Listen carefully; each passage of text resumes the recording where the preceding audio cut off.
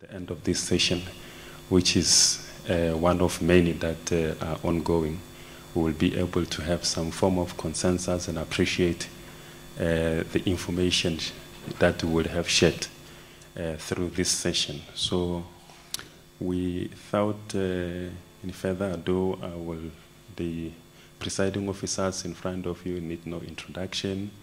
It's the Speaker of the National Assembly, Mam Balagambete, the Chairperson of the National Council of Provinces, Mam Tandi Modise.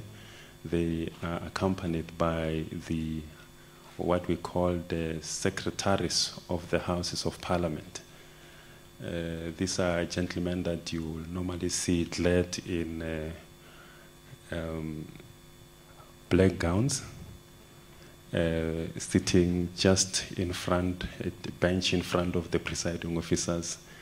You'll see them sometimes standing, going up and down, conferring with the presiding officers.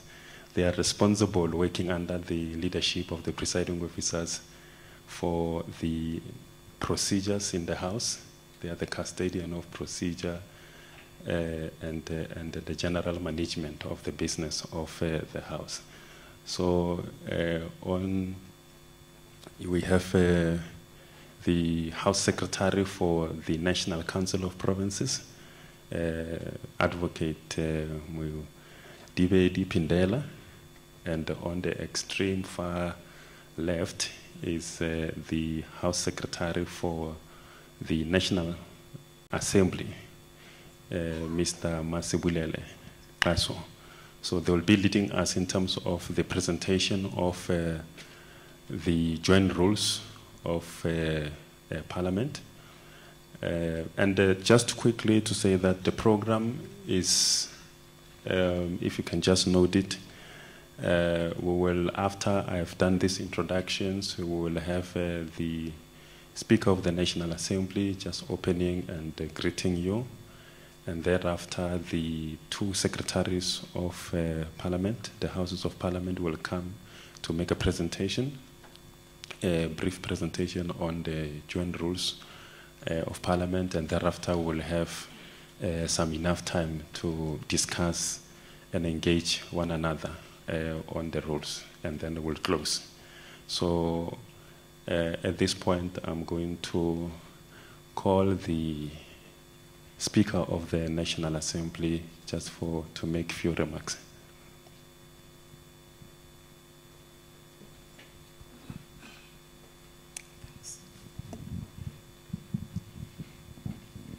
Good morning, ladies and gentlemen of the media, and compliments of the new year. We hope that this year will be yet another opportunity for us to grow, to actually make our partnership more meaningful, especially as it is about how we ensure we can best serve the people of South Africa in our respective roles in society. And so, whereas the State of the Nation address is an annual occurrence, it is basically the same program. It fundamentally doesn't change because it's got one item on the agenda, and that is the item whereby the state president, the person who is the head of state in our developmental state, is addressing the public, is addressing the people of South Africa. But of course, we must always know, be very conscious, the whole world is watching us. So we always then have this rehearsal of coming together as we have different roles we are playing around this occurrence, and we talk about what in fact is expected, what are the rules, and you can engage with that information. You can use this opportunity to make sure you understand so that we stop blaming one another afterwards, saying, no, this was not our understanding. We made an assumption that this is what's going to happen, this is what's supposed to happen. And therefore, the presiding officers in meetings that we've already had this year, because although it's referred to, people commonly refer to it as the opening of Parliament, it is not the opening of Parliament. Parliament started working weeks ago. In fact, Parliament hardly ever completely closes down, because you will find people, even if it's a skeleton staff, in our offices, except maybe for Christmas Day, the big days, what is referred to as the big days. But generally speaking, you will find somebody ready to respond to any call, deal with anything that is urgent, because it is an institution that cannot completely afford to close down at any point. So we do, however, always give ourselves this opportunity, so we are able to expand, explain, clarify things that might not be clear to a person who doesn't work full-time in Parliament. So the people who are really going to talk to you are those two gentlemen sitting next to us. As you will know, Parliament is as a consequence of the people of South Africa going to elections, electing representatives coming from political parties that put themselves forward through manifestos ahead of elections, and therefore the people having interacted, delved into those manifestos, decide to whom they want to give support, and in those varying percentages of support, representatives will come to occupy the seats in the two houses, in the National Assembly and in the National Council of Provinces. Of course, there are differences between the two houses. But this occasion that has, necessitated our coming together here is, in fact, not an everyday kind of sitting. It is a joint sitting. It's a sitting of members of both houses.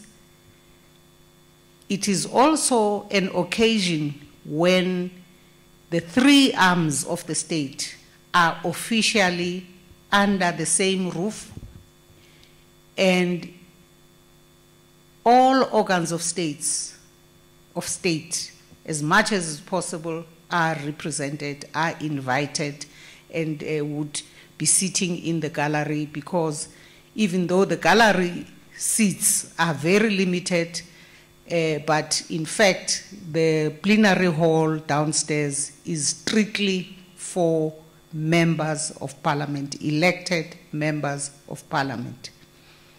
And so there are various rules that apply for this specific occasion, which is an occasion precipitated by the President, by the head of state, having written to the presiding officers of Parliament to ask for an opportunity to come and deliver the state of the nation. In other words, to come and tell the people through Parliament, through their representatives in Parliament, what the state of the nation is. And in fact, what then happens is that we then pass the weekend, and the following week we start as the political party representatives coming in the way we do from political parties having been elected. We come and debate the issues that would have been raised in the address, in the statement of the president, of the head of state. And so with that general picture that I am trying to sketch to you, I will now ask Mutabo to proceed with his program so that you get the formal presentations and then you can start asking questions or raising issues so that we can then interact and explain whatever we need to clarify. Thank you very much for your attention. Thank you very much, Madam Speaker.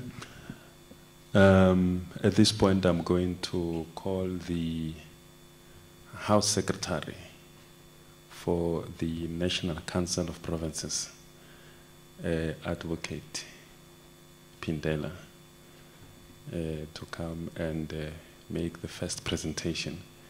He will be followed thereafter by the Secretary of the National Assembly, Advocate Pindela.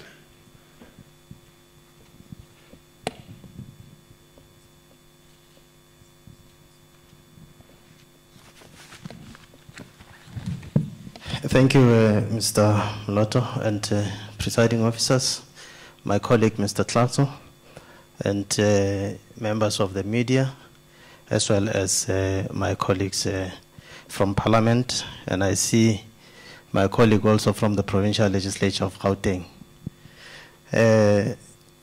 I'm just going to give a general overview of the rules, and my colleague, Mr. Tlatso, will then deal with the specific rules. As indicated, Parliament consists of the two houses, the National Council of Provinces and the National Assembly. The National Council of Provinces, presided over by the chairperson of the National Council of Provinces, and the National Assembly by the Speaker of the National Assembly. They are assisted by their deputies, the deputy chairperson and the deputy speaker, as well as other presiding officers who have been elected in terms of the rules. The two houses do have their own rules. There are rules that are specific to the National Council of Provinces, which are applicable only to the proceedings of the National Council of Provinces, and there are rules that are only applicable to the proceedings of the National Assembly. And I am informed that these rules have been distributed to all of you. The green copy is the rules of the National Assembly, and as I have indicated, they are specifically applicable to the proceedings of the National Assembly. And the other copy is this colorful one, which are the rules of the National Council of Provinces, which are only applicable to the proceedings of the National Council of Provinces. I'm emphasizing this point precisely because we should not have confusion as to the rules that are applicable to the joint sittings. We also do have what we refer to as the joint rules. These joint rules, if I'm not colorblind, I think this is brown or fawnish. These are the joint rules which are applicable to the joint sitting of the two houses. When we refer to the joint sitting, as the Speaker of the National Assembly has indicated, we refer to a sitting of the houses sitting together. And the State of the Nation address is but one of those joint sittings. The rules that would be applicable to the joint sitting or to the State of the Nation address would be the joint rules. Therefore, the matters relating to the National Assembly alone or to the business of the National Assembly alone would not enter any reckoning insofar as the joint sitting is concerned, as well as the matters that would only be applicable to the National Council of Provinces will not enter the reckoning insofar as the joint sitting or the State of the Nation address is concerned. So the rules of debate that would be applicable would be the rules contained in this booklet, which relate to the joint sitting. I'm going to, without any waste of time, and perhaps I must also indicate that the rules are authorized by the Constitution. The Constitution authorizes the National Assembly to determine its own internal business, processes, and proceedings. And it does that by making rules, and as I've indicated, these are the rules which were made pursuant to that constitutional provision.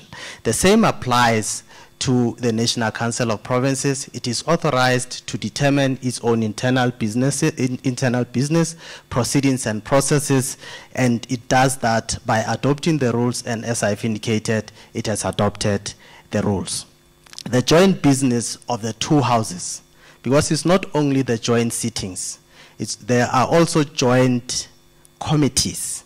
The joint committees are also regulated by the joint rules. So anything that has to do with the two houses sitting together, be it in a sitting or in plenary, be it in a committee, in a joint committee, it would be regulated by the joint rules. I'm going to, without any waste of time, request my colleague, Mr. Klaso, to go into the specifics insofar as the joint rules are concerned.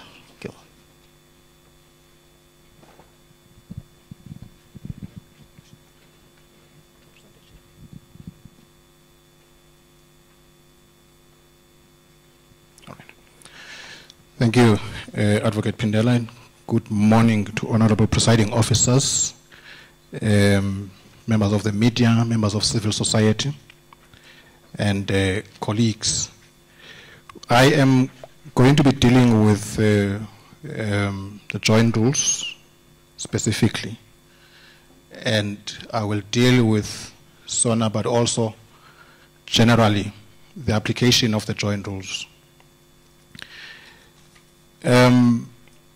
Just in terms of the State of the Nation address, the Constitution authorizes or empowers the President to call Parliament, both houses, into an extraordinary sitting to conduct special business.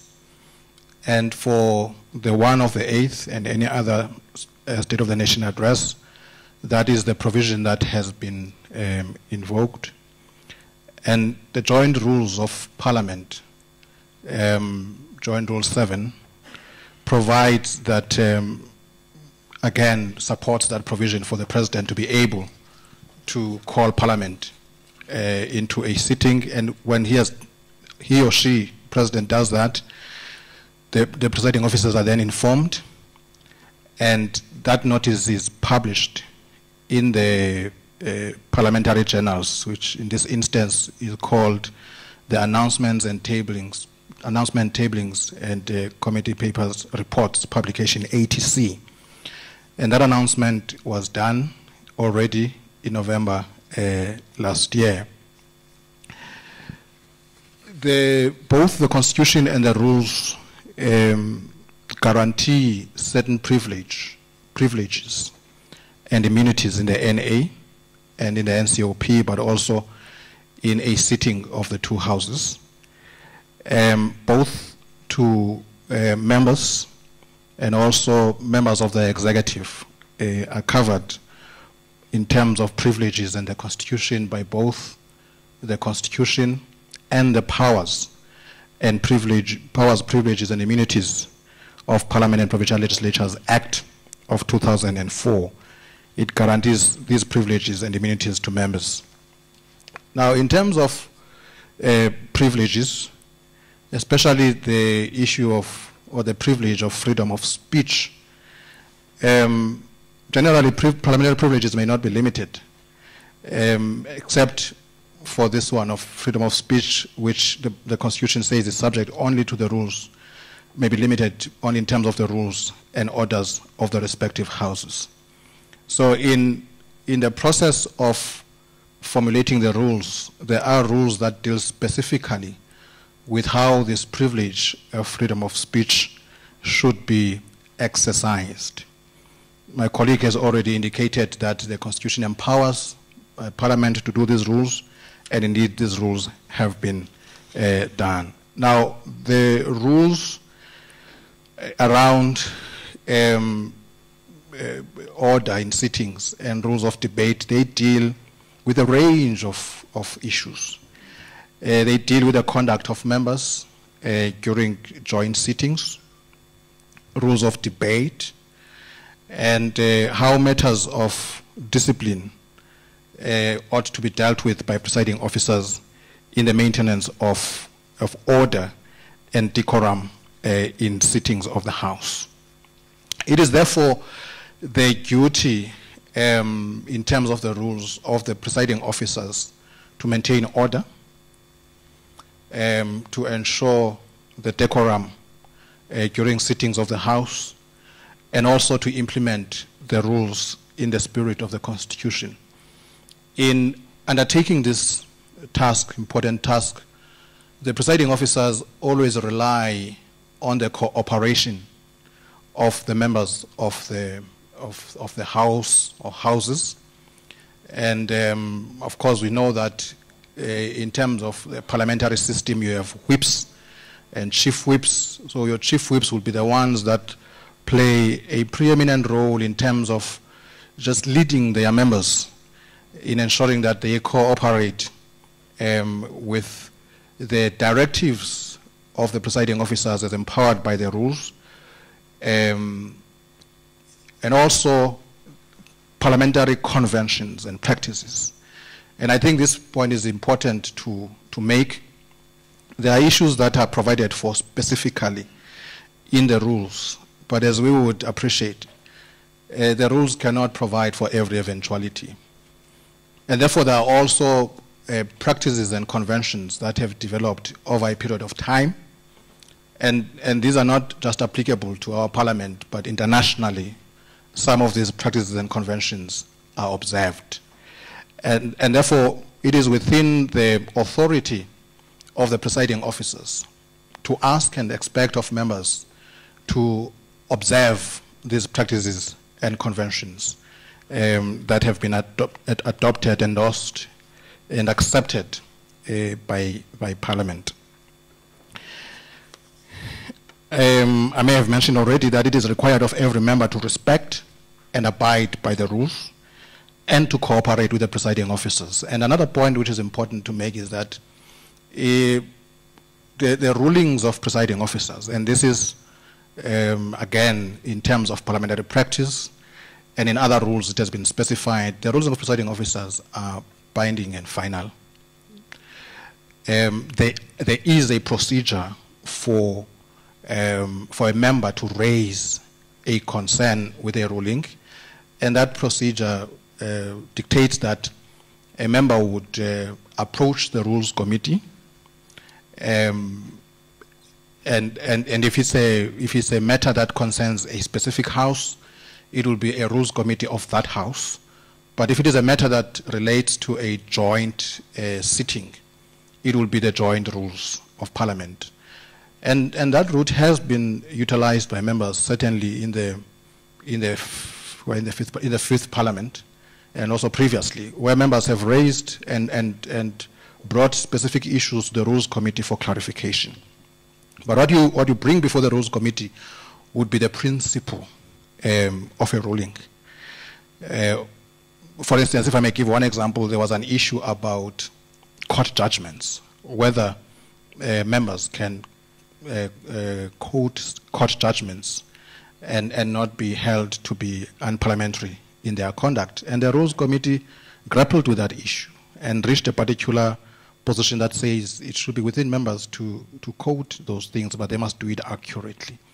And the issue that was being dealt with there was whether a member in the course of citing a judgment could get into the space on parliamentary conduct. And the Rules Committee had to clarify that issue. Now, the next point that I would want to, again, just underline is the whole issue of unparliamentary language and gestures. If you go through the joint rules specifically, you will just find 2 sentences dealing with that. Because it is not possible to provide for every expression and every word in the joint rules. But this rule is supported by best practice, by previous rulings of presiding officers, but also by what is accepted as unparliamentary language. So it is broadly framed so as to be able to take care of those issues. And these will be issues that deal with casting aspersions on the character of a member. And the rules and parliamentary practice says, if you believe that there is a real matter against a member that needs to be brought to the attention of Parliament, you're not prevented from doing that, but there's a procedure. And that procedure says, come through the route of a substantive motion, because you should not just, in the ordinary course of a debate, potentially and possible damage the integrity of another without being willing to substantiate why you do that. And therefore the procedure says, come with a substantive motion. If you really believe seriously there is something to be concerned about, bring a substantive motion, allow the House to deliberate on that issue, and let the House take a specific decision on the issue so that you don't have this dark cloud hanging over the head of a member. So that is a procedure. And in the one House, that procedure was taken to court previously, in the Cape High Court. I think it was in the Fourth Parliament, and the Cape High Court confirmed that that is what ought to be done in that regard. So the rules provide for the use of unparliamentary language and that it should not be allowed. And there's also the issue of gestures. How do you deal with gestures? And there's been rulings around that issue because you can't withdraw a gesture, for instance. But you can apologize, certainly, with those. Issues of interruptions and interjections.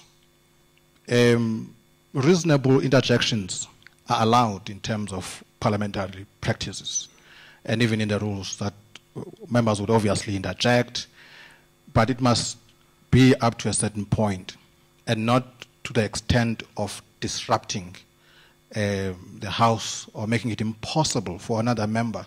Because remember, while one has the right of free speech, even the other does have the same right.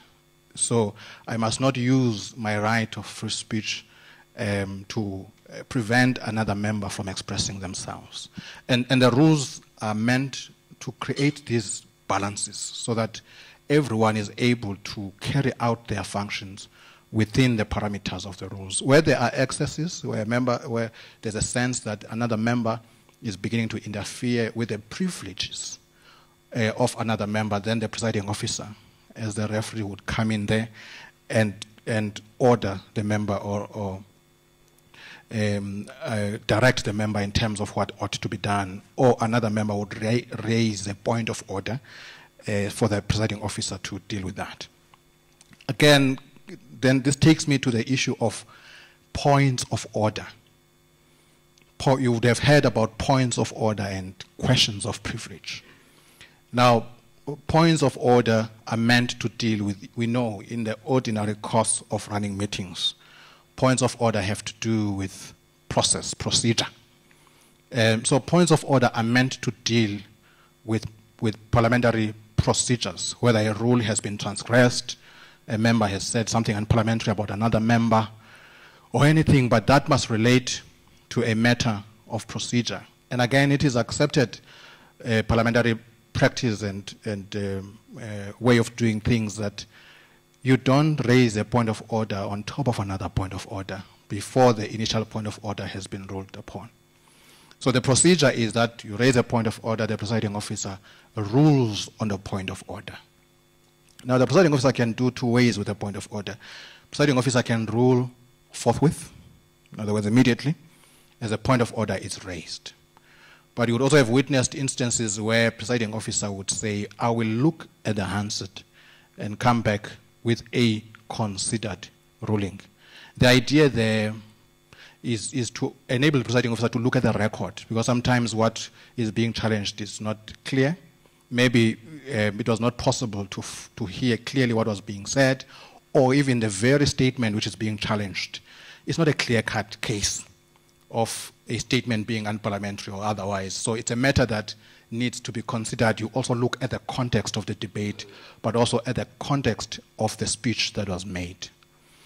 So that's what presiding officers would do. And then they would look at the matter and then come back to the House with a ruling on the issue. But also it also assists in terms of just looking at precedent, how these matters have been dealt with before, so that there is consistency in terms of how matters of order and procedure are dealt with. And then you have questions of privilege.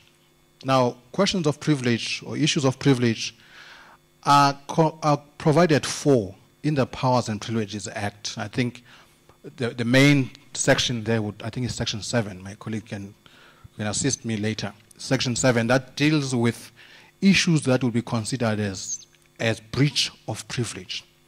Preventing a member, for instance, from undertaking their functions as a member, whether in a committee of parliament or in terms of coming off the House.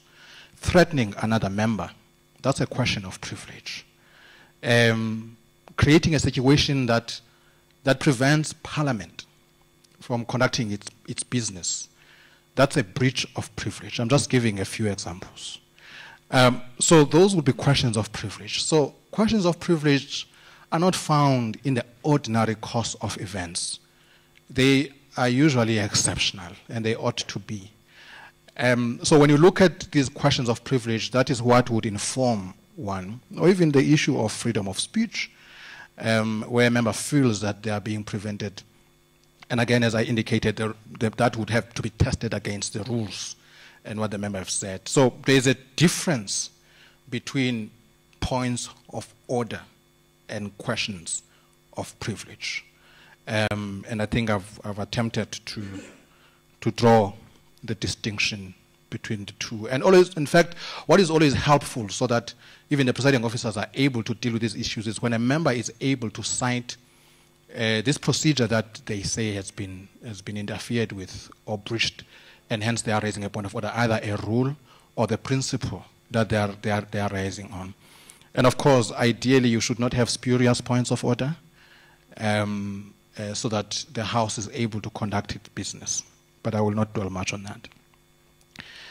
And of course, the conduct of members, that members should interact with each other through the chair, and the issue of members bowing before they leave, just as a demonstration of respect to this forum, which is the House, and issues of members being relevant to the debate when they speak. So those are issues that are provided for in around issues of debate and maintenance of order. It also provides for issues of grave disorder, what should happen in the event of grave disorder. And then you also have a rule which was adopted in 2015, in November, 26th of November 2015. I think it was 2015, a joint rule that deals with the removal of members. Now, this joint rule came after a lot of considerations that were taken into account by the collective of the Houses of Parliament. This joint rule, and basically it deals with, because the issue, and this is important to make, the issue is not whether a member is being allowed to speak or not, but the issue is whether a member adheres to the directives of the presiding officer, and whether a member is not acting in contempt or in complete disregard of the presiding officer. So in a case where a member would have been asked to leave the House, you would have noticed that there would have been other interventions that a presiding officer would have taken or made. It would start with a matter being ruled on. Honorable member, this is unparliamentary, stop what you are doing, and therefore going through other stages of the process. And you might find that the presiding officer would have tried to appeal to the member 3 times or 4 times that this must not happen.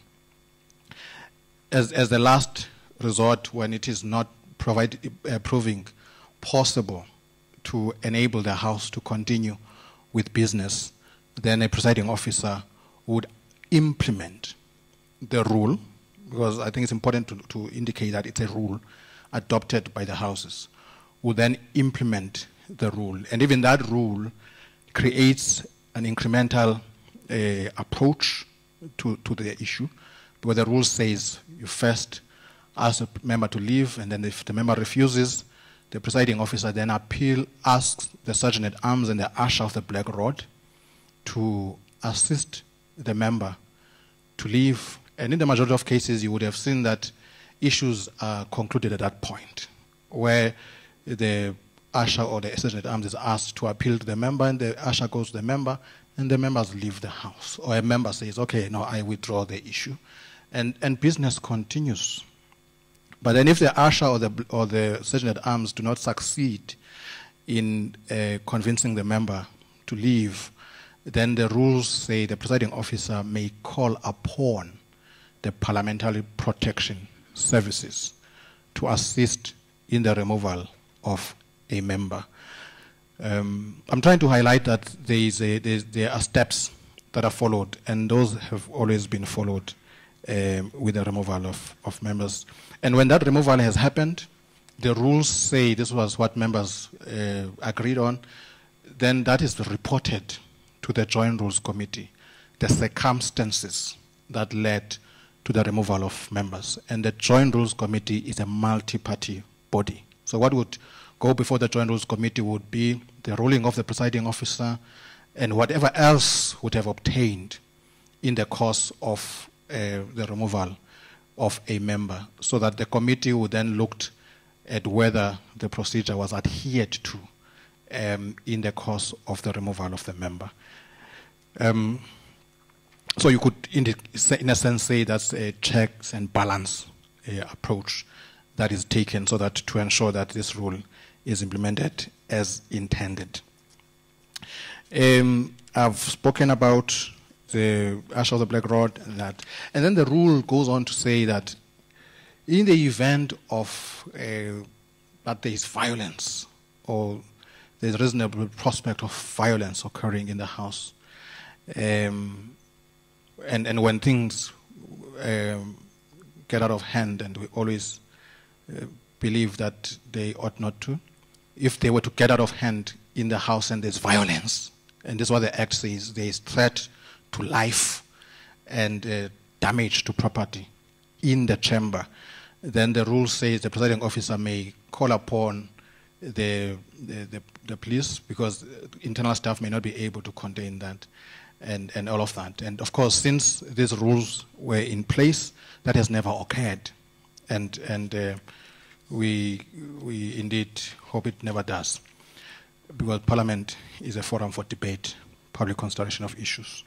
And of course, the Act, Section 4.2 of the Powers and Privileges Act, also says that when there is immediate danger to the life or safety of any person or damage to any property, members of the security services may, without obtaining such permission, enter upon and take action in the precincts insofar as it is necessary to avert that danger. And then the Act says, as soon as that has happened, that must be reported to the presiding officers. Now, this point that I've just mentioned is important, because the authority in terms of the management of the precincts of Parliament and the chambers of Parliament rests with the presiding officers. And therefore, that's why even the Act itself says if there were to be such intervention, then that action has to be reported to the presiding officers immediately. So that really marks the end of this initial part of my presentation, and I hope that I've been able to touch on the key aspects. You will have noticed that this presentation does not deal with issues of questions to the executive and all of that, because those are functions that rest with the individual houses. They are not dealt with in a joint sitting of the House. But should there be any questions along those lines, we are available to interact with those issues. Thank you so much, MC, Program Director. Thank you. Thank you, Mr. Kasu.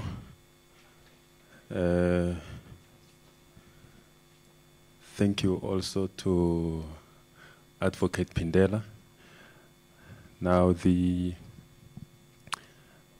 men in black robes have spoken. Now I think we can give it, we can have an opportunity on the presentations. And as we have said in the beginning, the presiding officers have given you nice gifts, packaged in nice bags. Inside them, you've got all the books on the rules of Parliament, the rules of the National Assembly, National Council of Provinces, and the joint rules. So that will serve as your point of reference as we are discussing. Now I'm going to open, there is a roving mic, there are roving mics for both sides. My colleagues will be handing over, passing over the mics to whoever that will be engaging. And just to the presiding officers and the house secretaries, you've got lapel mics. They just need to be switched on the side so that they are activated. So you don't need to stand up to come here when you are engaging with our stakeholders. So can I now open the floor for any question of clarity or a comment, compliments, etc.? I know it, Prof. Then my colleague here, you'll be the third one. Yes. And then the fourth one, in that order. Okay. Any other hand? You say you will be the fifth one. Just mention your name in that order and then shoot. Prof. Thank you very much for this briefing engagement, of course, and the literature on the revised rules. I just want to check two things. The first one, what are the lessons that we may extract from the last 3 or so years that have necessitated the testing and the revision of rules, where some may not have been adequate or they may not have anticipated the challenges when these rules are actually tested by the political realities? And the second one, to what extent do we think rules could regulate behavior of members if the body politic is still fraught with many challenges that they have? Because to us as social scientists, we often see a correlation across the world that you may have the best rules. If the political environment is poisoned, is toxic, you ought to work on that. Then the temperatures on the other end will suddenly, because no rules can virtually cover every possibility. So to me, I think that is of great interest to say, if that then is the case, what is being done to deal with that outside the public spectre of Parliament? Because in the long run, when rules are being tested all the time and things go to courts and so forth, and the behavior, it sort of make a country facing many challenges lose hope to say, if the policy-making body, the body of oversight and so forth and so on. So it's just those questions which I know are quite broader in a sense. I would have asked about the effort to mimic the Westminster system at times in the form of debates, but I'll just stop there.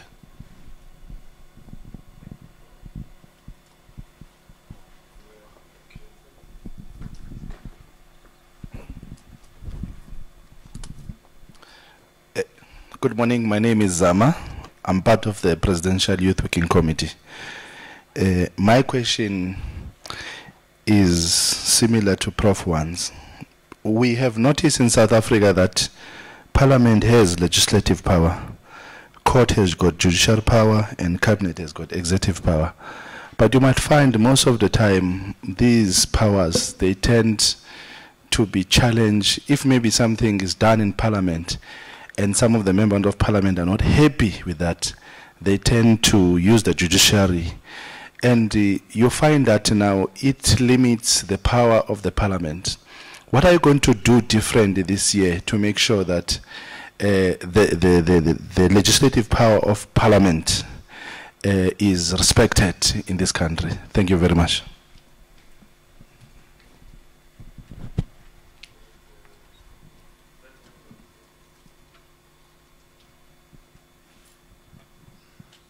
Thanks very much, Mr. Mtapo. I've got two questions that I want to raise. The first one on decorum. Is decorum the responsibility of the presiding officers only, and members of Parliament or National Council of Provinces, when they're in the House, they don't have responsibility to ensure the decorum of the House? You understand the question? And the second one is on Rule 13. I read Rule 13 about 4 times, and it's very difficult to understand it, because 13(1)(b), it says an assembly or council member other than the officer presiding at a joint sitting may not speak at the sitting without having obtained the permission of the speaker and the chairperson of the council before the meeting. So it might, be interpreted in many ways if it's written in this form. Does it say members must request permission before the sitting? Maybe if we can get the just that, thanks.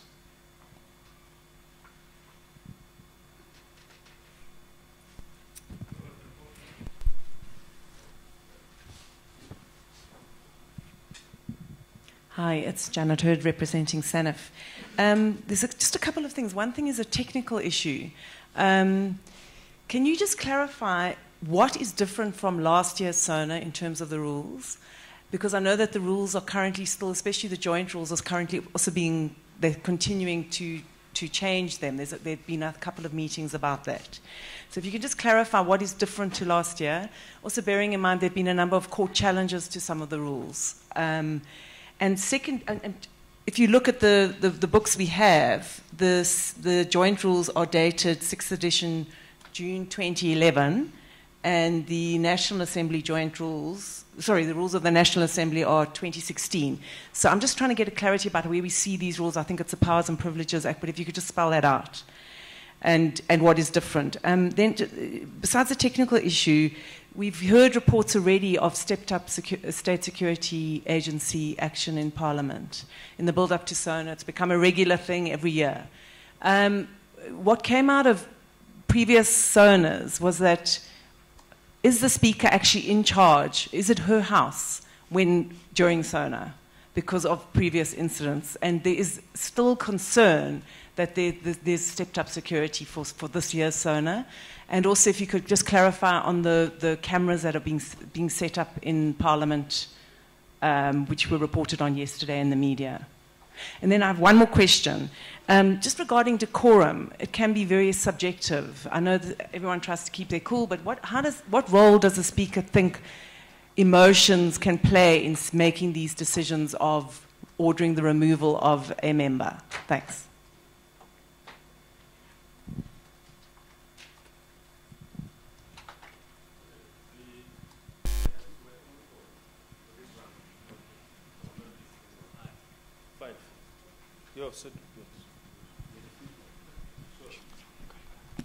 It's okay, thank you.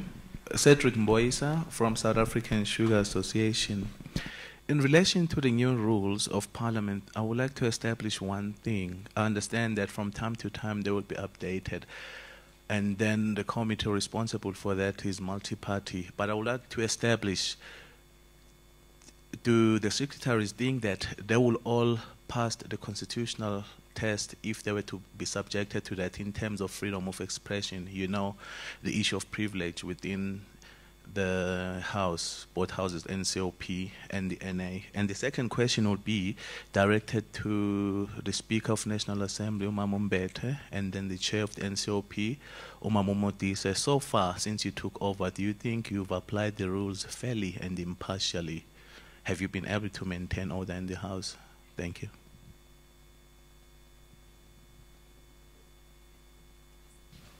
Okay, thank you very much.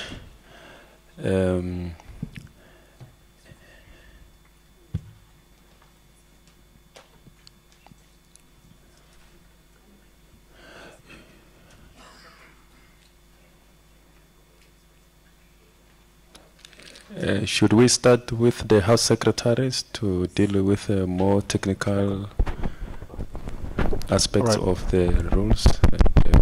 House. Have you put it on? Trying to test it's on. Yeah, it seems like it's on. Yeah. Yes. Can you hear me? Yeah. All right. We will start with the ones that relate to. Let me first start with the one by Janet from Sunny, because I think it's important. The rules we're dealing with are these rules. The 2011 one. There was some supplementation that happened in 2015, which dealt with the removal of members. We have asked for copies to be made of that aspect only. And you are correct, currently the joint rules are being reviewed at the level of the subcommittee on the review of rules. So not much. In fact, nothing has changed in the rules from last year. They are still the same as the rules that we had last year, the joint rules of the House. So I think we've dealt with that. And then a question was asked about Rule 13. Now, when you read Rule 13, you must read it in context, especially with Rule 14S, because you have the issue of points of order that are raised. Now, Rule 14S gives members the right to rise on a point of order. So this Rule 13 would not be applicable in that instance. And Rule 13A also deals with a member being invited by the presiding officer to speak. This is, for instance, when you have debates, you have a speaker's list. Now, Rule 13B, there may be instances, there's something called in Parliament personal explanations, where a member wishes to give an explanation about a matter, whether it concerns that member's behavior, something that would have been raised previously in the House, and the member says, I don't just want to raise a point of order, but I wish to give an explanation to the House. In that instance, the rule says you must obtain the permission of this rule is meant to deal with those issues in the joint rules, obtain the permission of the presiding officer beforehand. So it's meant for those things. It does not mean there's no contradiction, because the rules on points of order, it's still applicable. And then, can rules pass constitutional muster if If tested, respond to that. Yeah, thank you. I just want to make a general comment insofar as the rules are concerned and testing them against the Constitution.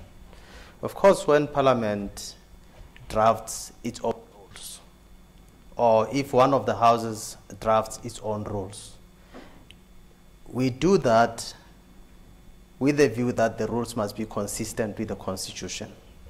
We do not go out of our way to draft rules that are inconsistent with the Constitution. And if rules are tested, because the Constitution is the supreme law of the land, everything or any conduct inconsistent with the Constitution, of course, is declared unconstitutional. So if the rules are tested against the Constitution, our view is that that is good for democracy because it then gives us clarity insofar as the interpretation of the rules are concerned.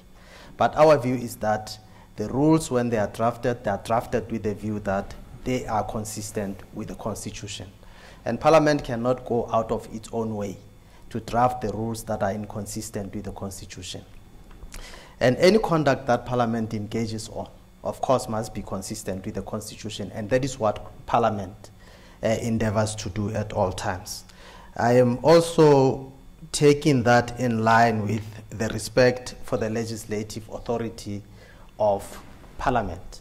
As you have clearly indicated, we have three arms of state. We have the legislature, we have Parliament, and then we have the judiciary. And that being the case, there are clear distinctions as to who should do what insofar as the functions are concerned. And of course, it's for Parliament to make laws, it's for the executive to enforce the laws, and it's for the judiciary to interpret the laws. So if members feel that they want to test any rule against the Constitution, they are at liberty to do so. They are free to do so, as long as the courts do not usurp the functions of Parliament. As I have indicated when I made a general comment there, that the rules are authorized by Parliament, by the Constitution, and the Constitution clearly says Parliament must determine or has the power to determine its own internal processes, business, and procedures. As long as the courts do not tell Parliament how to do its own business, then that would be clearly constitutional. But the minute the courts straddle into or go into the area that is reserved for Parliament, then that would not be consistent with the Constitution. So it is within the province of Parliament to determine its own internal business, its own internal processes, its own internal procedures. The other issue relates to the authority of the presiding officers. And perhaps I should link that to the permission by members to speak. Of course, members cannot just stand up and speak without being recognized by the presiding officers. I think you have, those who watch the proceedings, you have seen that at all times when members want to speak without being recognized, the presiding officers strenuously indicate to members that you have not been recognized. You have not been recognized. And if you have not been recognized by a presiding officer, then you cannot speak. Because the purpose, and that underlies the purpose of the rules. The purpose of the rules is to ensure that members have freedom of speech, but that freedom of speech is of course limited. It's limited in terms of the rules, and this is one of the limitations on the freedom of speech, that members cannot speak without having been permitted or without having been recognized to do so. There are, of course, other limitations. Of course, my colleague has dealt with the issue with the rule relating to disruptions. Although members do have freedom of speech, but they cannot exercise that freedom in such a way that they disrupt the proceedings of the House. And that is why Parliament has adopted the rule on disruption, which allows or authorizes the presiding officers, after of course going through the steps that my colleague has indicated, can then a member who is disrupting the proceedings of the House is removed from the House.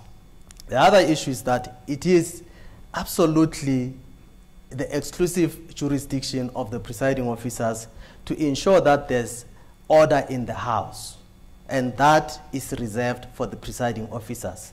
So the presiding officers must ensure at all times that there's order in the House. And these rules relating to the removal, relating to the limitation of freedom of speech are intended to ensure that the presiding officers have the authority to maintain law, to maintain order in the House. The other issue, I think I've dealt with the permission. And who is in charge of the House? I think by implication I've answered that question also. It's the presiding officers, because the presiding officers must ensure that there's order in the House.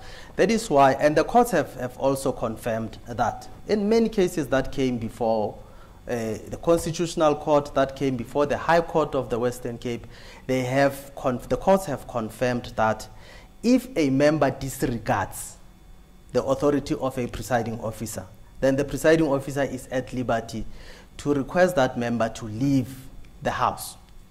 Irrespective of whether a member believes that he or she is correct in persisting in his or her point of order, but if the presiding officer directs that member to stop speaking, that member should immediately stop, because failure to do so would amount to disregarding the authority of the presiding officer.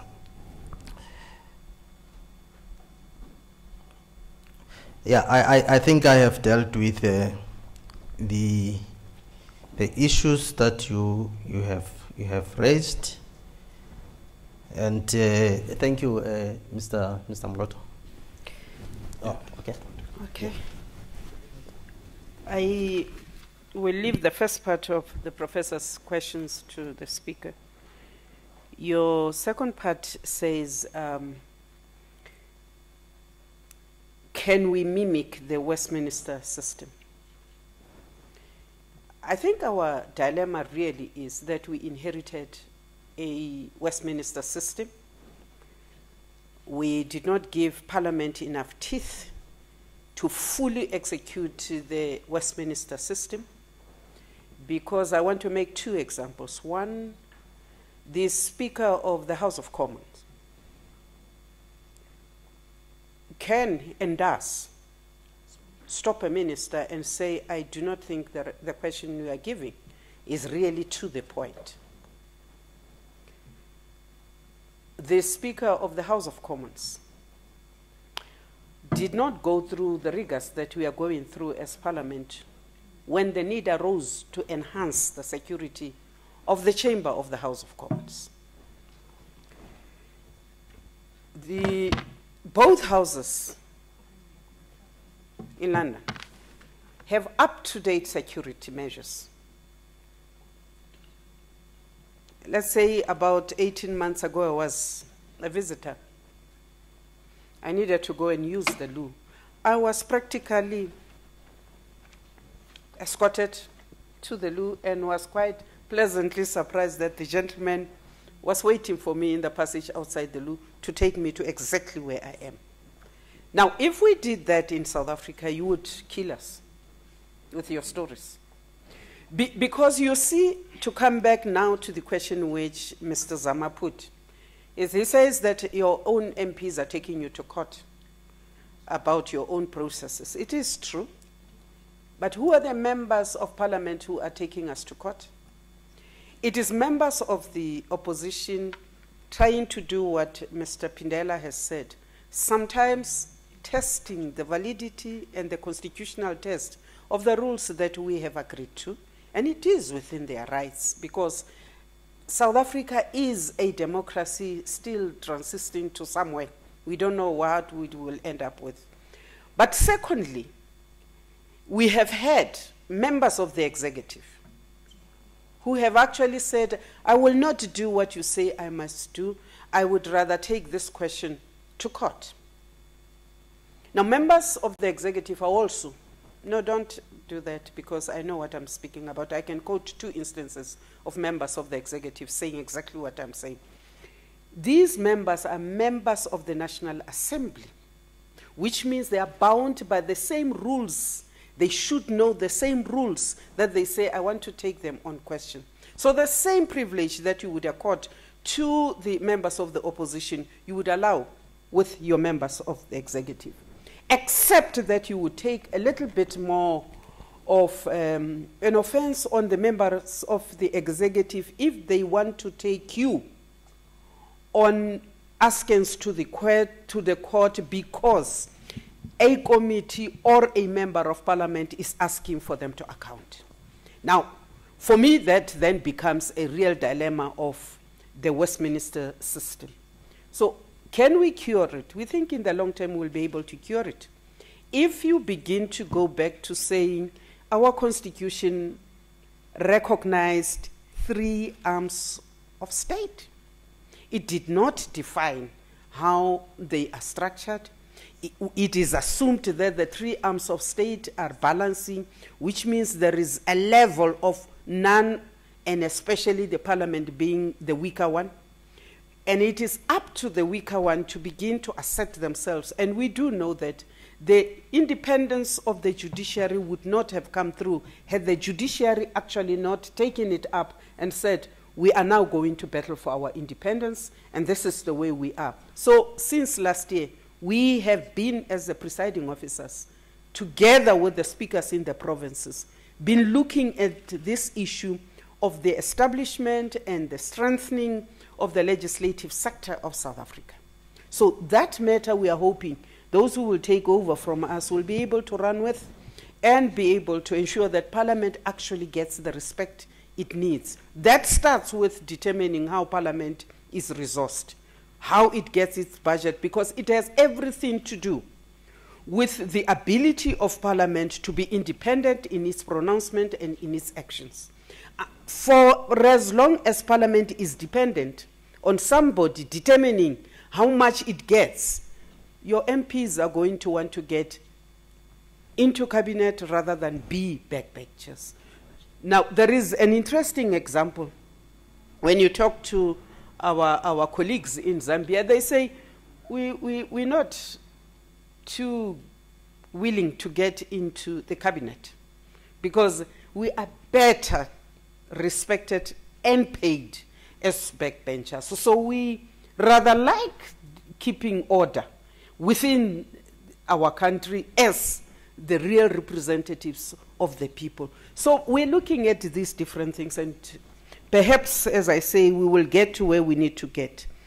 Ms. Head, I think I had a question you might not have been asking, but you said during a sitting, a joint sitting, whose house is it? Is it the Speaker's house? During the joint sitting, we use the National Assembly because it is the only venue that is big enough to accommodate both houses. During the joint sitting, the rules that apply are not the National Assembly rules. They are the joint rules, which means the Speaker of the National Assembly and the Chairperson of the Council of Provinces are co-joined in that chair. And that is why whatever matters that have come out of the joint sittings have not cited me alone or cited the Speaker alone, cited us jointly, because during the joint sittings we take equal responsibility for whatever has come out there. You've also said to us, do emotions play a role? Emotions should not play a role when we preside. We should try as much as possible to look at the matters before us and to deal with the matters as they are presented to us in terms of the rules and the laws of the country. But presiding officers are also human beings. When a member on the floor attacks you, not as a presiding officer, attacks your person. It is very difficult for people to say, and you shall remain as emotionless as this paper in my hand.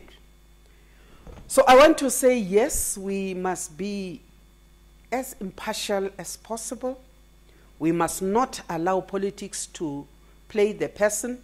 We must deal with the issues as they are presented, and that is why we try as much as possible not to look at who, which parties, which color is speaking. It is at what is being said on the floor that we should interact with. Ma'am, I don't know what I have left.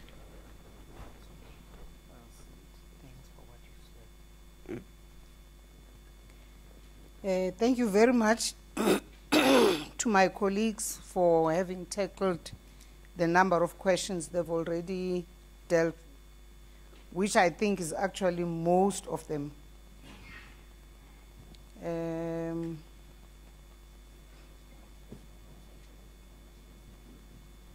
Yes, we will at the end allow the acting secretary to Parliament to add on the issues relating to what was referred to as the stepping up of security. Let me just start off on that one by saying that it is for the first time in the 5th Parliament that members from different and leaders from different political parties have raised very sharply their concerns on security. At one meeting of leaders of political parties, Reverend Mishwe, who's been among the oldest serving parliamentarians, made the point that for the first time ever in his life in Parliament, he was afraid for his safety. And therefore, the issues of stepping up security or re-looking at how secure Parliament is are not necessarily about preparing for this SONA. They are issues that came up historically, in fact, on an occasion when members of Parliament attacked parliamentary security, including attacking property of Parliament. And that was a couple of years ago. I'm not even talking about last year. And so the issue had to be looked at with a different perspective from one that says, well, we can't be too security conscious. Our priority is that this is a people's parliament. But now the question arose, when a person who is not a member of parliament, who is an employee of a member of parliament, who is playing a specific role that has precipitated a particular situation on an afternoon when in fact somebody clothed the same way as the Parliamentary Protection Services walked into the chamber. Must we continue to relax on the basis that this is a people's parliament? And in our view, we thought it would be irresponsible for us to continue to highlight more the element of it being a people's parliament above ensuring that you can also protect those that have to do their work within that chamber, within those corridors, including members of the media who also have offices and work within the precinct of Parliament. And therefore, it's been a matter that was taken up, had to be taken up with the appropriate department, and that is the Department of Public Works, because that's where a lot of the work that would have to be done in terms of correcting what we then discovered as we ensured that the relevant offices and staff members and officials had to pursue what had gone wrong and how and where, therefore, we had to address issues of security. It became very clear that issues of cameras around the precinct, issues of whatever other measures that are necessary in order to ensure that, like all other parliaments of the world, where the issue of security of parliaments, security of members of parliament has come up. And in fact, in other cases, we saw how people walked into the Houses of Parliament with guns, and only a sergeant at arms who was alert and properly armed and ready to deal with the situation saved the situation that day in the Parliament of Canada. So we're saying we've got to learn lessons, and that's one of the lessons, Prof, that we have been learning over time, that it's not a question of being idealistic about our people's parliament. We will continue to exert that because it is our firm belief that that's where it should be. But it clearly is not there yet. And we must deal with the reality of what, in fact, we have learned lessons from. So I will, however, allow Ms. Kiawa, as well as the gentlemen who are part of the team from Parliament who are sitting at the back, to the extent that they need to express and clarify certain elements of the issue of security. I think a lot has been dealt with, but I want to say to an element that Professor Fikeni has raised. I think at all times, Prof, various elements of our challenges as a society have to continuously be addressed from those different angles from which they come up. I think we cannot give up on rules, because even in our homes we deal with rules. As we are brought up, we are taught the rules of respecting one another, how you have to work to improve your environment, to make sure that you do things properly in an orderly fashion, and we will find that in the rest of our lives, rules apply all the time. Even in our relationships, the relationship between you and your wife and your children, there are rules. Your children can't just walk or barge into your bedroom, for instance. They need to know that there's a rule: you must knock. And you might be allowed immediately to walk in or not. I'm just illustrating that rules apply in every aspect of our lives at all levels. And so I don't think it's a situation of you will necessarily put aside rules and say, let's address this thing only out there in Luthuli House, for instance. I think at all times there's an angle for Luthuli House, as there is an angle for the head offices of the DA and of the UDM and every political party. But we must never tire to teach one another how to relate. When we arrived in Parliament in 1994, we used to be taken through workshops, and we were inducted into the environment of Parliament, which we had found very shocking, we had found very traumatic, especially those days, the way it was. Excuse me. Because you can imagine the people who had to prepare to receive us were traumatized themselves. But they had to prepare to receive us, to take us through how does Parliament work. And we went through many, many workshops, and you can never tire. I think we must continue not to give up on one another. We must always remind one another, the same way we go to church every Sunday and we read the same Bible every Sunday. It's not because we're not tired, but it's because we need it as human beings. Our soul needs it.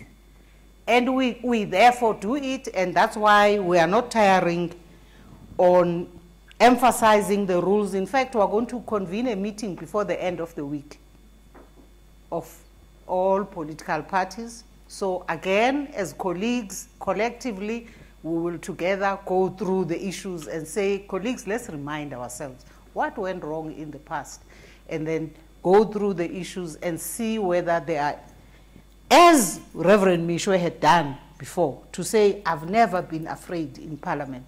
It's the first time in 20 years. So we started to deal with the issues of strengthening areas of security, but we're finding that precisely because not all the budget that deals with those issues resides with us.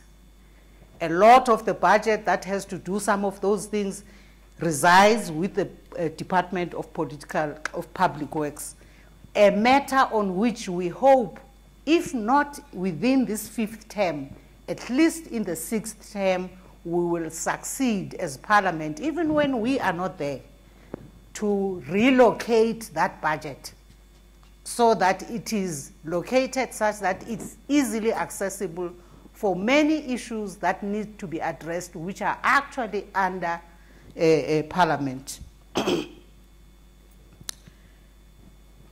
The body politic issue, I think, continues to be addressed. As I said, in any case, you never get to a point where you can say, we're 100% on top of this matter. These issues are all tied up and it's now fine.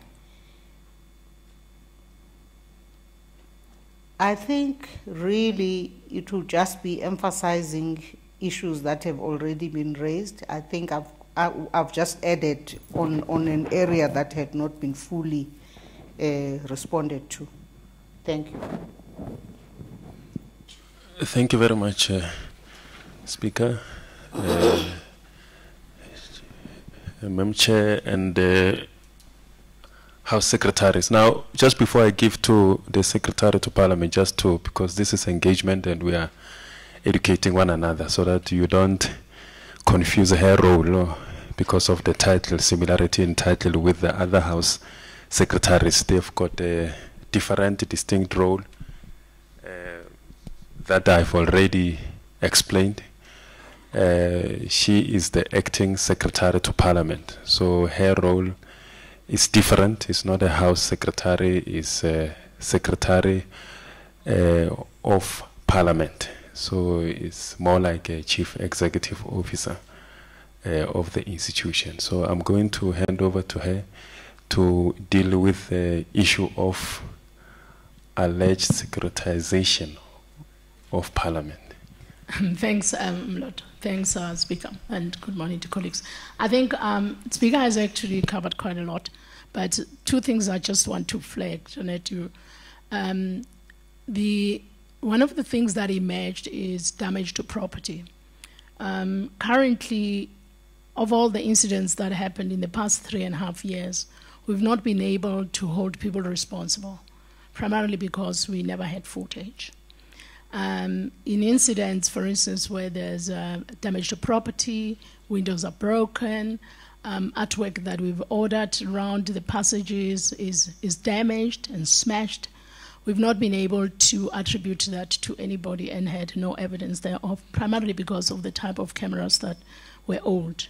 As Speaker has said, it's been a long program where there was an extensive analysis of just the conducive nature of Parliament and whether people are secure. That's one area.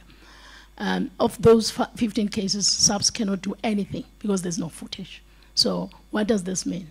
It means the loss in terms of money and budget is going to be sitting on the books of Parliament. That's one.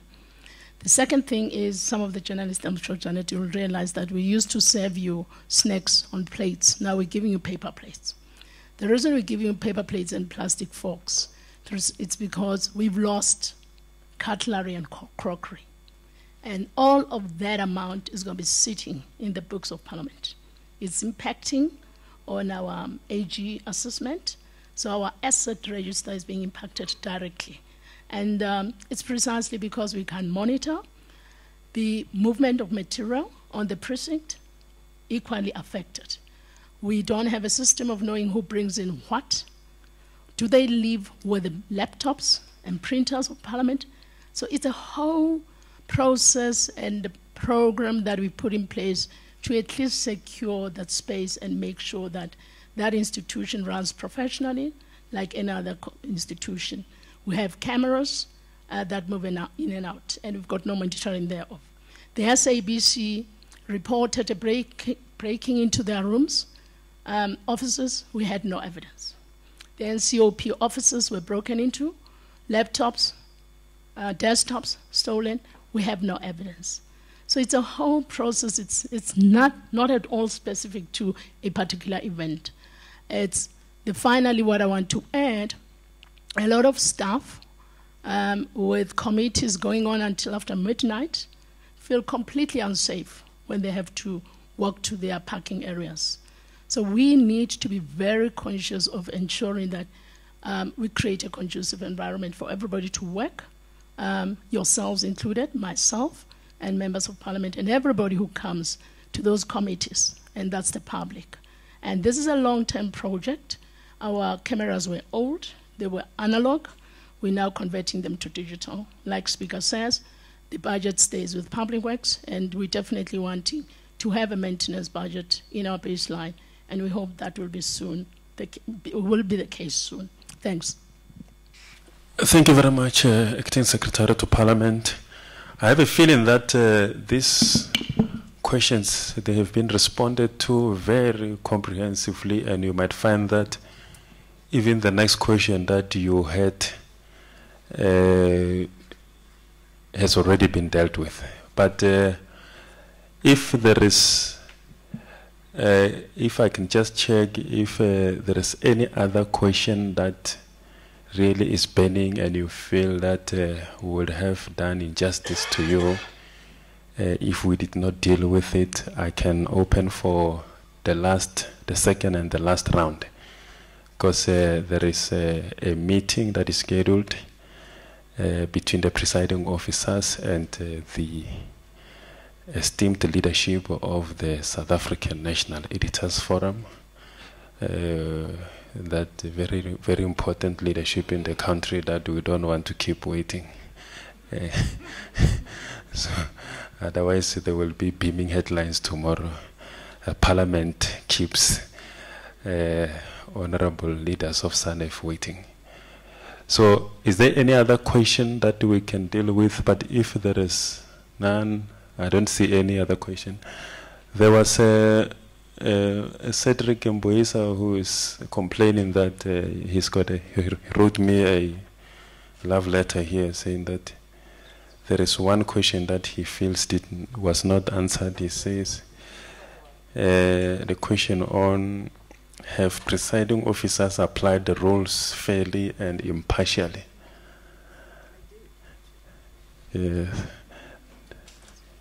I did. Are you agreeing? He's agreeing, actually. Yes. It's fine. Okay, you're satisfied. So, yeah, I think then that brings us to the end of this engagement. I wish to thank the presiding officers, to also thank the House secretaries as well as the Secretary to Parliament for the comprehensive responses. I thank you, ladies and gentlemen, for the question as well as the lively engagement that we've had. As we've said, it's not the first, it's not the last. It is part of ongoing engagement with a variety of stakeholders on the business of Parliament as a means of continuous mutually educating kind of engagement. So thank you very much for making it, and thank you very much to the presiding officers. The meeting is adjourned.